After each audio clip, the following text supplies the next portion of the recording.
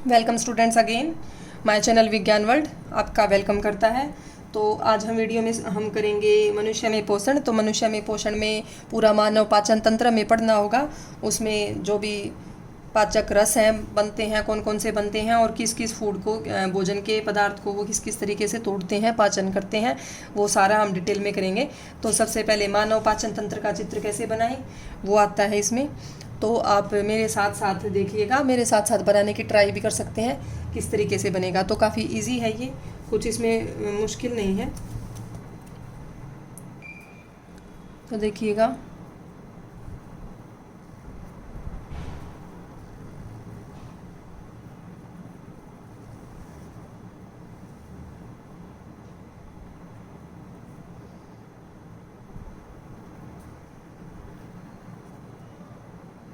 ये हम क्या बना रहे हैं, आहार नली बना रहे हैं पूरी की पूरी।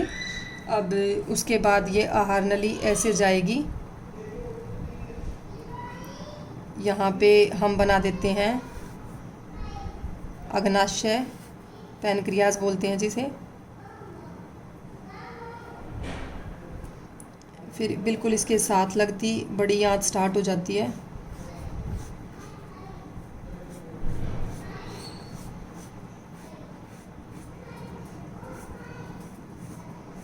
इस तरीके से बना देंगे आप।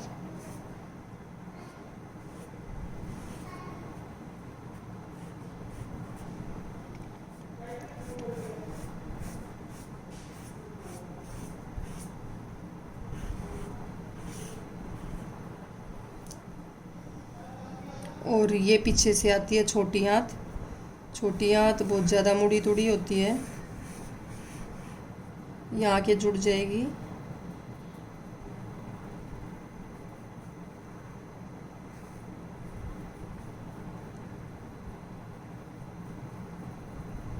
हाथ से बनाना सीखना बहुत ज़रूरी है स्टूडेंट्स, किसी भी चित्र को, किसी भी डायग्राम को। ये हमने बना दिया, ये होगी है हमारी आउटलाइन होगी है। अब एक और यहाँ पे रहता है हमारा,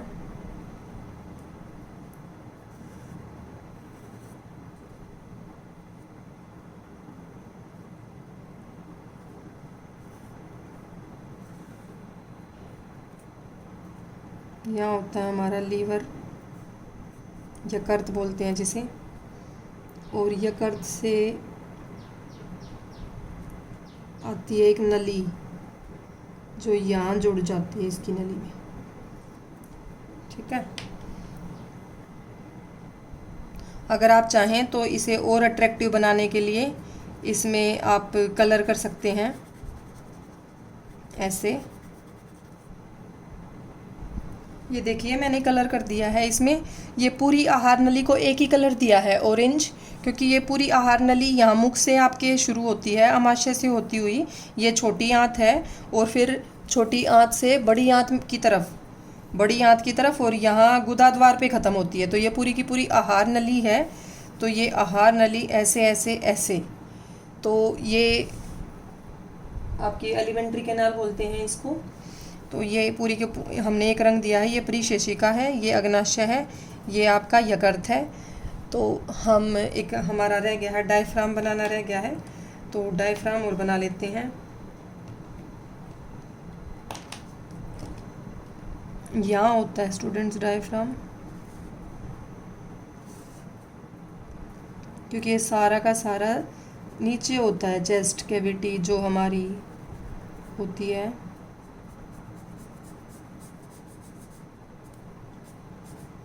इससे ऊपर रह जाती है, मतलब छाती वाला स्थान, और नीचे आ जाता है आपका एब्डोमेन। अब हम लेबलिंग कर लेते हैं इसकी। तो सबसे पहले है मुख, मुख गुहा भी बोलते हैं, मुख गुहा या खाली मुख, ठीक है, या मुंह भी बोल सकते हैं। ये ग्रसिका है, आहार नली बोलेंगे जिसे।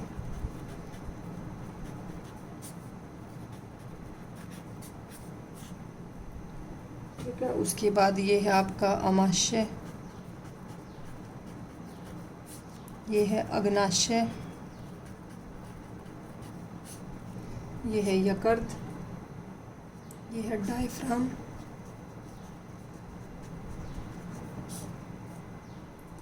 ये है यकृत। यकृत का आप ज़्यादा लिखना चाहो तो ये है इसका बायां भाग और ये है दायां भाग, और ये बीच में है पित्ताशय। यकृत के अंदर होता है पित्त की थैली बोलते हैं जिसे, पित्ताशय। ये रहा इसका पित्ताशय। पित्ताशय में जो पित्त बनता है यकृत से वो इकट्ठा हो जाता है यहाँ पित्ताशय में। अग्नाशय हो गया आपका। फिर यहाँ से लेके और ये पूरी की पूरी है शूद्रांत्र। क्या है ये? शूद्रांत्र। और ये बाहर वाली है यहाँ से यहाँ तक, ये है बृहद्रांतर। बृहद्रांतर। और ये है आपकी, ये बोलते हैं अपेंडिक्स। क्या बोलते हैं इसे? अपेंडिक्स। परिशेषिका भी बोलते हैं हिंदी में, परिशेषिका। ठीक है, ये बृहदारंतर होगी। फिर ये आखिर में हो गया गुदाद्वार। ओके, ये छोटी आंत है शूद्रांत्र, छोटी आंत भी कहते हैं इसे। और बृहदारंतर है बड़ी आंत। तो ये हो गया है आपका पूरा का पूरा पाचन तंत्र। तो मैंने आपको पहले भी बताया है कि नाम हमेशा नीचे लिखना होता है, तो आप नीचे लिखेंगे मानव, थोड़े बड़े बड़े अक्षरों में, पाचन तंत्र। तो ये हो गया हमारा मानव पाचन तंत्र। एक बार इसको देख लेते हैं क्या क्या पार्ट्स हैं इसमें। अब देखो, यहाँ से आप खाना लेंगे मुख गुहा से, और ये है आपका श्वसन नली की ओर जाएगा, ये श्वास नली की तरफ जाएगा। यहाँ से स्टार्ट हो रही है श्वास नली। यहाँ पर एक पर्दा सा होता है ताकि जो खाने को इधर लेके जाए, इधर ना जाने दे। जब हम खाना खाते हैं तो वो बंद हो जाता है। उसके बाद ये हमारी पूरी मतलब जो छाती वाली जगह है उसको चीरती हुई अंदर की ओर चली जाती है। ग्रसिका डायफ्राम से होती हुई अंदर की ओर चली जाएगी। अब आमाशय में जाएगा भोजन। आमाशय में जाने के बाद आमाशय में बनते हैं यहाँ पे HCl वगैरह, हाइड्रोक्लोरिक अम्ल बनता है, और श्लेष्मा बनती है। वो मैं आपको अच्छे से डिटेल में बताऊंगी। फिर उसके बाद भोजन जाएगा छोटी आंत में। तो छोटी आंत में पाचन होता है, मुख में पाचन होता है, आमाशय में पाचन होता है। और छोटी आंत में जो पाचन होगा वो अग्नाशय के रसों की वजह से भी होगा, पाचक रसों की वजह से, और पित्त रस की वजह से भी होता है। जो पित्ताशय में से पित्त रस आएगा, दोनों का, पित्ताशय का और अग्नाशय का, दोनों का जो रस है वो छोटी आंत में शूद्रांत्र में आ जाता है। यहाँ पे भोजन का पाचन होता है इस पूरे में। फिर उसके बाद इस हिस्से में पाचन के बाद क्या होता है, यहाँ पे सोखा जाता है सारा का सारा खाना, जो उसका अवशोषण होता है। अवशोषण होने के बाद जो जिस पदार्थ का पाचन नहीं होता, जो अपच पदार्थ हैं, वो इधर चले जाते हैं बड़ी आंत में, बृहदारंतर के अंदर। तो बृहदारंतर उनको क्या करती है, शरीर से निष्कासित कर देती है गुदाद्वार के द्वारा। ठीक है, परिशेषिका है, ये अपेंडिक्स होती है। आपने सुना होगा अपेंडिक्स का दर्द उठता है कईयों को राइट साइड में, तो वो किस वजह से होता है, कई बार जो भोजन है वो यहाँ फंस जाता है। तो गला सड़ा भोजन यहाँ रहने से ये सड़ने लगता है, ये जो अंग है परिशेषिका। तो डॉक्टर इसको काट के निकाल देते हैं स्टूडेंट्स। अब जो ये परिशेषिका है ये हमारे पूर्वजों में होता था सेलुलोज को पचाने के लिए, सेलुलोज पचाने वाले एंजाइम होते थे इसमें। लेकिन आजकल हम सेलुलोज पाचन की ज़रूरत नहीं है हमारे अंदर, तो इसलिए ये नॉन फंक्शनल है, ये कार्य रहित है, कार्य नहीं करता है। तो ये हो गया आपका पाचन तंत्र। ठीक है, फिर एक एक को करेंगे किस तरीके से कहाँ किसका पाचन होता है। उसके बाद हम पाचन प्रक्रिया कर रहे हैं। तो पाचन प्रक्रिया में सबसे पहले आता है मुख गुहा में पाचन। किस में आता है? मुख गुहा में। तो मुख गुहा में कौन सा एंजाइम होता है स्टूडेंट्स? यहाँ पे एक ही एंजाइम होता है जो कि मंड का पाचन करता है मुख गुहा में। तो वो कौन सा है? उसको बोलते हैं लाला रस। और लाला रस किसका पाचन करता है? मंड का। ये जो मंड है, मंड को वो तोड़ के छोटी शर्करा में बदल देगा। जटिल अणु जो होते हैं इसके मंड के, भाई मुश्किल से, कॉम्प्लेक्स से जो जटिल अणु हैं उनको सरल शर्करा में बना देगा।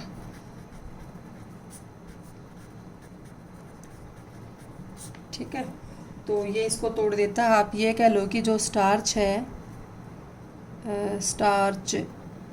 ये स्टार्च से वो क्या बना देता है, सुक्रोज बना देता है। तो जो यहाँ पे इसके अंदर मंड को स्टार्च भी बोलते हैं, तो उससे माल्टोज एक सरल शर्करा है उसमें तब्दील कर लिया। और ये तब्दील करने वाला एंजाइम कौन सा है, इसको लार भी बोलते हैं या लाला रस भी बोलते हैं। एक लाला ग्रंथि होती है आपके मुख के अंदर जो इसको बनाती है मुंह में। ये मैंने आपको पाचन तंत्र, वो जो आपका चैप्टर करवाया था अमल, क्षारक और लवण, उसमें भी बताया था इसके बारे में कि इसकी जो प्रकृति होती है वो कैसी प्रकृति होती है। 6.8 pH होती है इसकी, तो हल्की सी अम्लीय प्रकृति होती है। लाला रस उस pH में काम करता है, तो इसको लार भी बोलेंगे। ये जटिल अणुओं से छोटे अणुओं में खंडित कर देगा इसको, ठीक है। तो ये आपका हो गया मुख गुहा में पाचन। उसके बाद जो ये आ गई आहार नली आ गई, ग्रसिका आ गई। तो ग्रसिका में एक कर्माकुंचक गति होती है। कर्माकुंचक गति में क्या होता है कि इस तरीके से वो यूं फैलेगी, भोजन आएगा उसमें और फिर यूं ऐसे फैलेगी, फिर सिकुड़ जाएगी। फिर वो इस तरीके से, इस प्रक्रिया से वो भोजन को नीचे की ओर लेके जाती है। तो उसमें जो कर्माकुंचक गति है भोजन नली में, उसकी सहायता से वो ग्रसिका में होता हुआ ग्रसिका से अमाशय की तरफ चला जाता है। फिर उसके बाद आता है अमाशय में पाचन। किसमें आता है, आमाशय में। अब आमाशय में स्टूडेंट्स 3 प्रकार के पदार्थ बनते हैं। कौन कौन से बनते हैं आमाशय में? आमाशय में मैं आपको बता रही हूँ। एक तो बनता है HCl, हाइड्रोक्लोरिक अम्ल, हाइड्रोक्लोरिक अम्ल। एक यहाँ पे प्रोटीन को तोड़ने वाला एक एंजाइम बनता है जिसका नाम है पेप्सिन, तो ये पेप्सिन एंजाइम बनता है। एक यहाँ पे म्यूकस बनता है जिसको श्लेष्मा भी बोलेंगे। क्या बोलेंगे? श्लेष्मा। तो ये मेन 3 पदार्थ हैं जो यहाँ पे बन रहे हैं। ये प्रोटीन पाचक एंजाइम है जिसका नाम है पेप्सिन, और ये श्लेष्मा है, हाइड्रोक्लोरिक अम्ल है। 3 बन रहे हैं। तो हाइड्रोक्लोरिक अम्ल का मैं आपको बता रही हूँ, काफ़ी इंपॉर्टेंट है ये, कि जो अमाशय होता है, अमाशय की दीवार से ये 3 बन रहे हैं। तो ये जो पेप्सिन एंजाइम है इसका काम है प्रोटीन को तोड़ना। तो जो हाइड्रोक्लोरिक अम्ल है वो इसी की उपस्थिति में काम करेगा।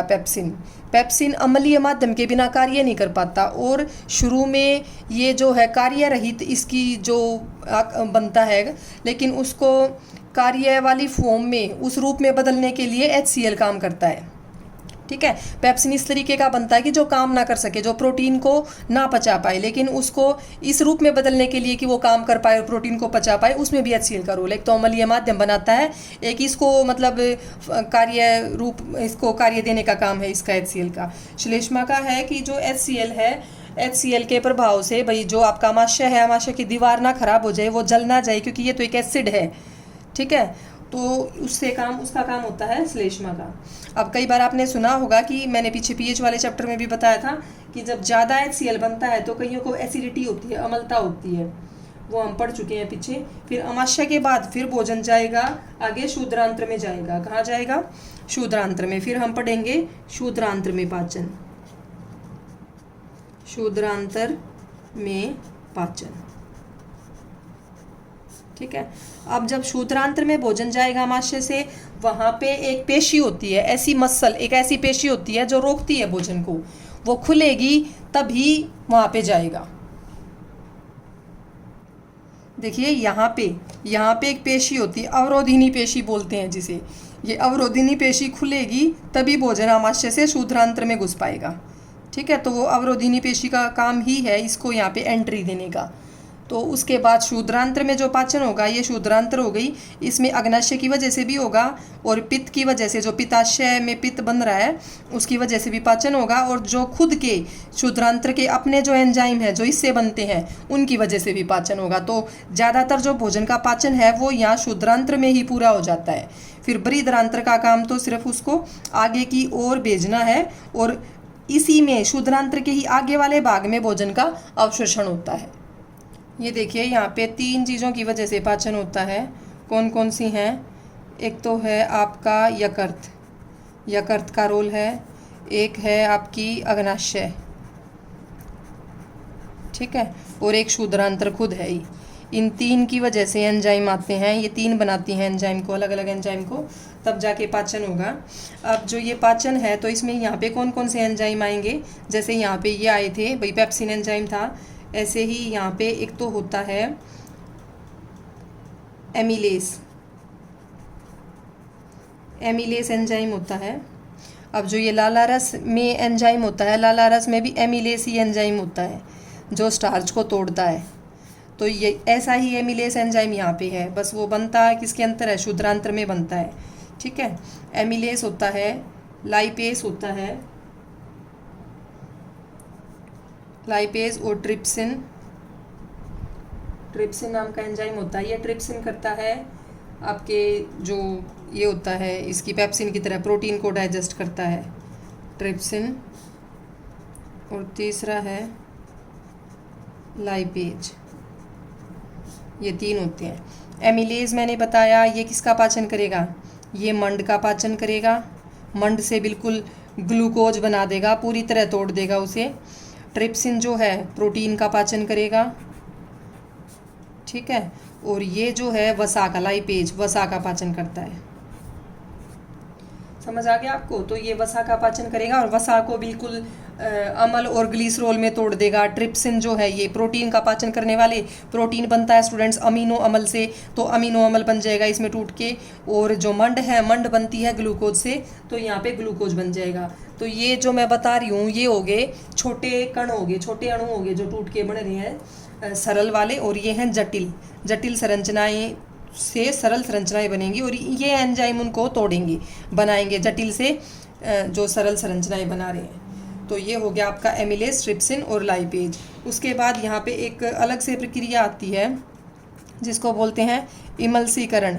इमल्सीकरण क्या है स्टूडेंट्स? ये होती है पित्तरस की वजह से, अग्नाशय से जो पित्तरस बन रहा है, यकृत से सॉरी, जो पित्तरस बन रहा है वो करता है इमल्सीकरण। तो इमल्सीकरण में क्या होता है कि जो लाइपेज है वो वसा का पाचन कर रहा है, जैसा कि मैंने आपको बताया। तो ये वसा है, इसकी बड़ी बड़ी गोलिकाएं होती हैं। तो ऐसी गोलिकाएं होती हैं कि लाइपेज एंजाइम उनको पाचन नहीं कर पाता उनका।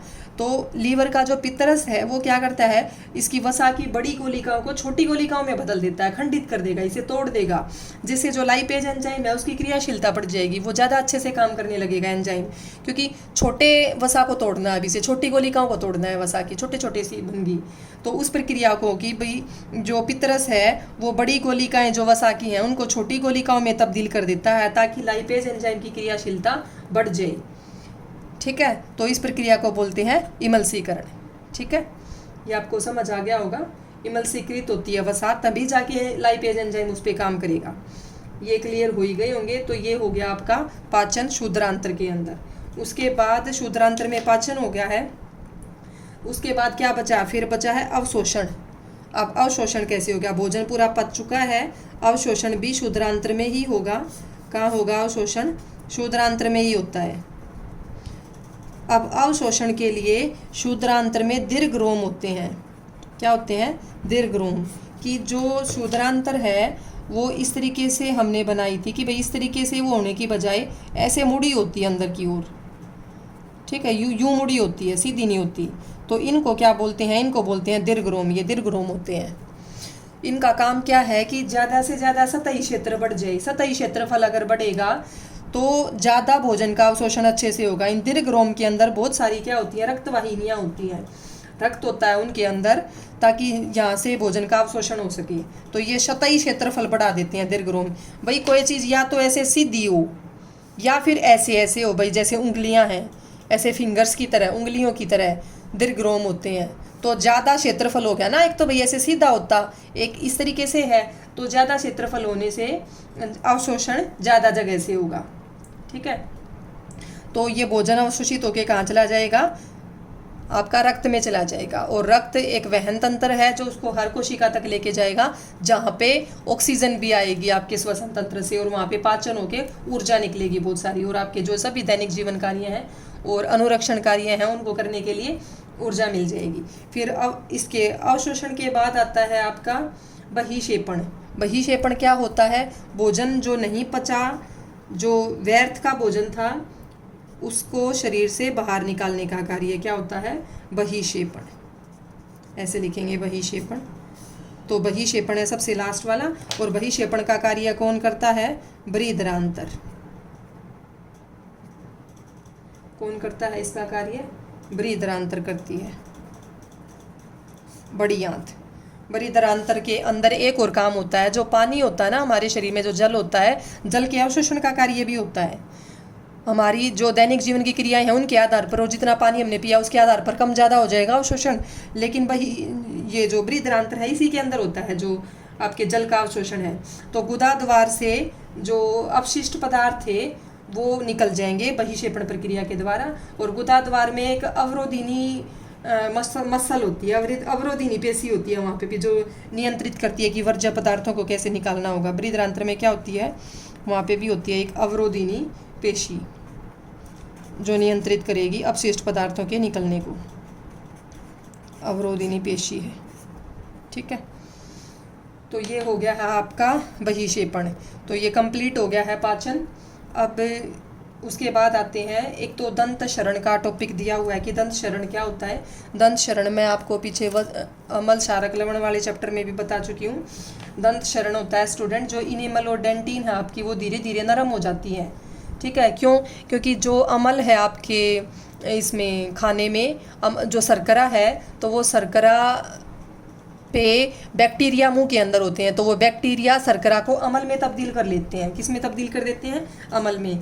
तो वो जो बैक्टीरिया या जीवाणु जो हैं वो उसको अमल बना देंगे। और अमल क्या करेगा? जो हमारी डेंटाइन है और इनेमल है, दांत डेंटाइन और इनेमल से बने होते हैं, उनको धीरे धीरे ख़त्म करता चला जाएगा। तो दांत की सतह उतरती रहेगी एक तरीके से।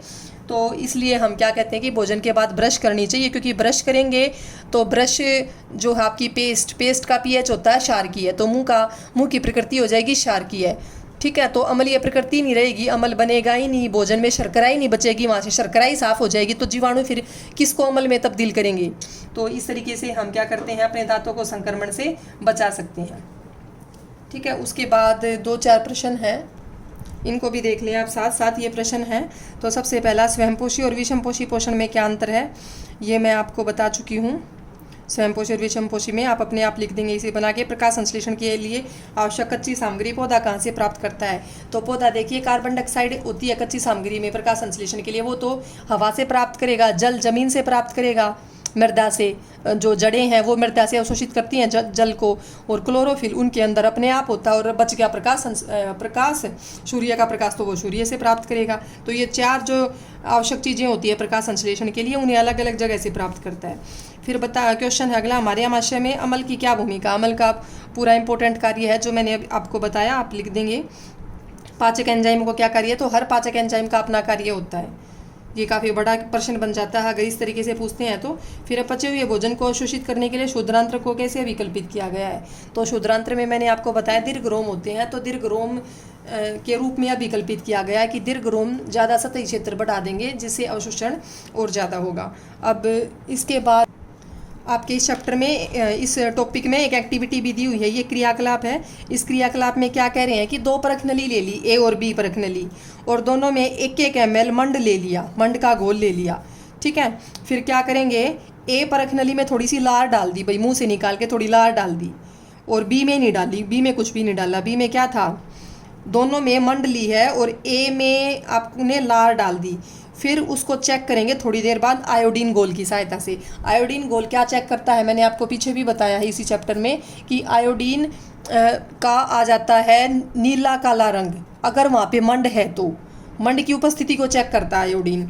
तो जैसे ही आप उसमें मंड डालेंगे तो जो ए वाली परखनली थी उसमें काला रंग नीला रंग नहीं आएगा, बी वाली में आ जाएगा। ऐसा क्यों? क्योंकि बी वाली को तो हमने छेड़ा ही नहीं है, अनटच है, तो उसमें नीला काला रंग आ गया, लेकिन ए वाली में नहीं आया। किस वजह से? क्योंकि उसमें हमने अपनी लार डाल दी, और लार के अंदर मैंने आपको बताया एमिलेस एंजाइम होता है। जो एमिलेस एंजाइम क्या करता है, मंड का पाचन कर देगा, उससे माल्टोज बना देगा, उसको सरल शर्करा में तोड़ देगा। तो मंड वहाँ पे बची ही नहीं है, तो रंग कहाँ से आएगा?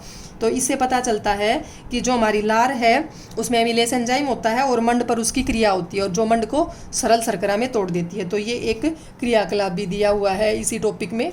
तो स्टूडेंट्स, ये हमारा टॉपिक पूरा हो गया पोषण का। पोषण हमने मनुष्य में भी कर लिया है और बाकी जीवों में, अमीबा में, पैरामीशियम में भी हो गया है। तो हम अगली वीडियो में लेंगे श्वसन तंत्र पौधों में और मनुष्य में कैसे होता है। तो अगर आपको ये मेरी वीडियो पसंद आई है तो आप इसे लाइक, शेयर और सब्सक्राइब करना बिल्कुल भी ना भूलें। Okay, thank you. मिलते हैं नेक्स्ट वीडियो में।